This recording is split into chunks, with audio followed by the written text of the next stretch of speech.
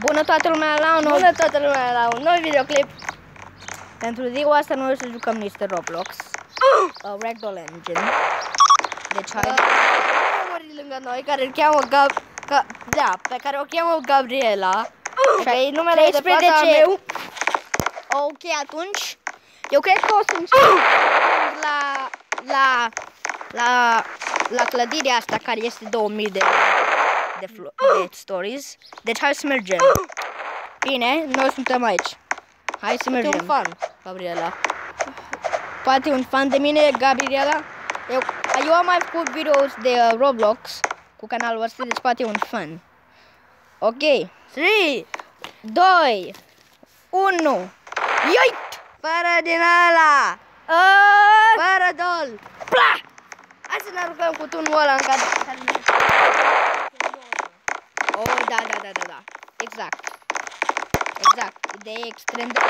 Cineva doar nu nu trebuie să faci așa. Mai departe și mai sus. Poate da și mai departe. Oh. Hai fără chestia. Disconnected. Ce s-a întâmplat, bă? Ok, deci ultima dată am fost disconectat. Adică conectat, deci hai să ne facem iară. Da, până la final. Pentru că ei au fost acolo. Oh, flip! Am făcut flip. Trebuie să nu mai faci asta cu dal. Nu mai faci asta cu dal.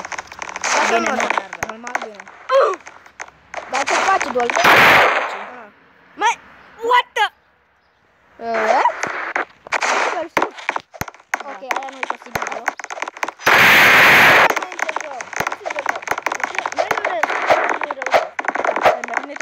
Ca să mergem mai departe, facem așa, după aceea...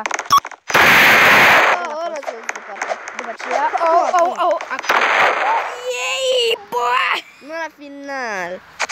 Da. Yait! Da. LeBron James Corson. Trebuie să nu mai rund. E foarte greu ca să ajungi acolo, bă. Extrem de greu. Deci prima oară a fost un noroc. Da. Sincer. Cumva. Hai să ne dăm în altă. Hai să ne Mai venit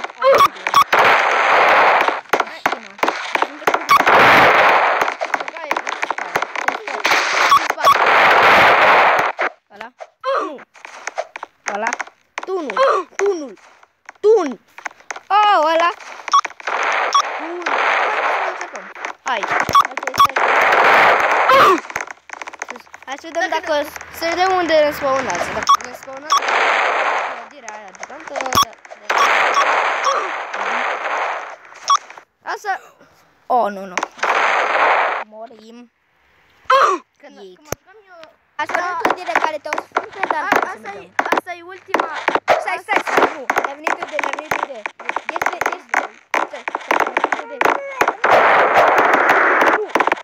Nu, este un acolo. Hai să mă... Era să împing. Stai. OMG, a zis ea. Hai. Hai, unde? Hai să arăt ca să închidem videoclipul. Yay! Acesta a fost videoclipul de azi. Sper că v-a plăcut, așa că... La revedere!